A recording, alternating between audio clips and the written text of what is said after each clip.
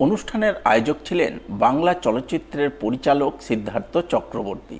তিনি নিজেই বিচারকের ভূমিকায় থেকে প্রতিযোগীদের অভিনয় ও প্রতিভা মূল্যায়ন করেন। অডিশনে ৮ থেকে ৮০ বছর বয়সী অভিনেতা, অভিনেত্রী, শিশু শিল্পী ও প্রবীণ শিল্পীরা অংশগ্রহণ করেন।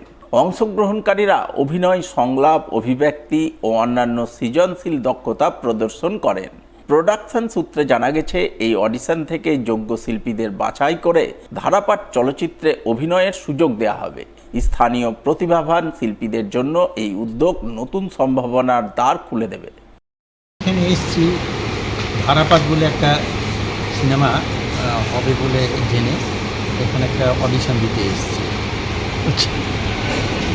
এখানে ওরকম ৮ থেকে ৮০ বয়সের সবাই এসছে। হ্যাঁ, এখন ভেতরে কীভাবে অডিশনটা হচ্ছে সেটা তো আমি জানি না। এখন আমি নিজে দিতে যাবো, তবে বুঝতে পারবো। আপনি নিজেও অংশগ্রহণ করেছেন? নিজেও অংশগ্রহণ করার জন্য একটা বাংলা ছায়াছবির যেটা হতে চলেছে, যার নাম ধারাপাত।